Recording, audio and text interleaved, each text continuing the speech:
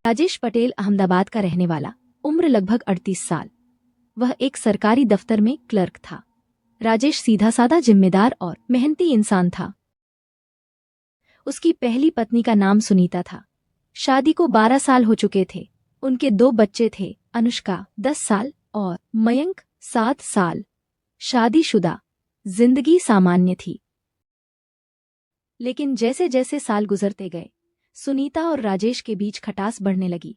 सुनीता अक्सर कहती, तुम्हें बस दफ्तर और बच्चों की फिक्र रहती है, मेरी भावनाओं का ख्याल कभी नहीं। राजेश चुपचाप सुन लेता। राजेश के ऑफिस में एक नई लड़की ज्वाइन हुई, नूरजहां शेख। उम्र 28 साल, खुशमिजाज, हंसमुख और मद्दक आर। राजेश और नूरजहां की दोस्ती धीरे धीरे गहरी होने लगी। लंच टाइम में बातें, काम में मदद और दफ्तर से बाहर चाय पर मुलाकात। नूरजहां तलाकशुदा थी और अकेली रहती थी। राजेश से उसे सहारा और आपन मिला। राजेश भी घर की परेशानियों से थककर नूरजहां की हंसी और सादगी में सुकून ढूंढने लगा। राजेश जानता था कि वह शादीशुदा है, लेकिन दिल के सामने मजबूरी थी।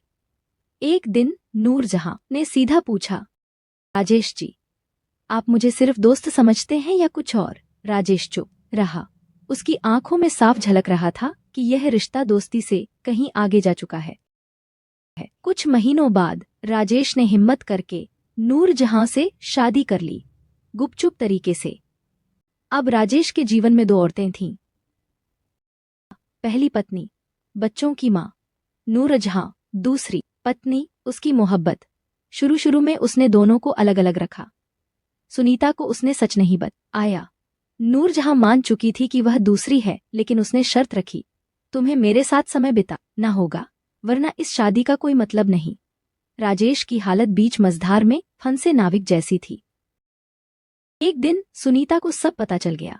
राजेश के मोबाइल में नूरजहां की तस्वीरें और मैसेज देखकर वह तिलमिला उठी।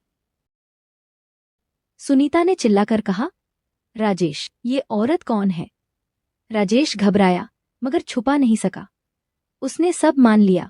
सुनीता रोते हुए बोली, मैंने तुम्हारे लिए सब छोड़ा, बच्चों की परवरिश की, और तुमने मुझे धोखा दिया।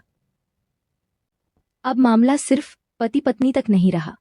बच्चे भी सवाल करने लगे, पापा, ये कौन है? राजेश जवाब नहीं दे पाया। दूसरी ओर नूरजहां भी दबाव डाल रही थी, तुम्हें अपना स्टैंड लेना होगा, मैं हमेशा परछाई बनकर नहीं रह सकती।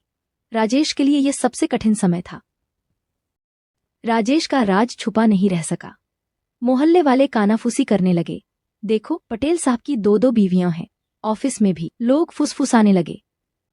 सुनीता मायके चली गई, बच्चों को लेकर। नूरजहां भी नाराज थी कि राजेश ने उसे खुला दर्जा नहीं दिया। सुनीता ने तलाक का केस दायर कर दिया। उसने कहा, राजेश ने मेरे साथ विश्वासघात किया है। कानून के हिसाब से हिंदू धर्म में दूसरी शादी बिना तलाक अवैध मानी जाती है। राजेश पर मामला दर्ज हुआ। कोर्ट की सुनवाई महीनों चली। अंततः जज ने कहा, राजेश ने कानून तोड़ा है, उसे सजा मिलनी चाहिए, लेकिन दोनों महिलाओं को भी सुरक्षित भविष्य चाहिए। राजेश को 1 साल की सशर्त सजा मिली। सुनीता को बच्चों की कस्टडी दी गई। जहां को आर्थिक भत्ता देने का आदेश हुआ। राजेश की जिंदगी बर्बाद हो चुकी थी। वह दोनों औरतों को खो बैठा। बच्चे उससे दूर हो गए। नूरजहां ने भी दूरी बना ली। आखिरकार राजेश अकेला रह गया। उसने सोचा, अगर मैंने शुरुआत में ही सच स्वीकार किया होता या एक का चयन कर लिया होता तो शायद आज ये दिन न देखना पड़ता। अगर आपको ये कहानी अच्छी लगी हो तो चैनल को सब्सक्राइब करना और वीडियो को लाइक करना।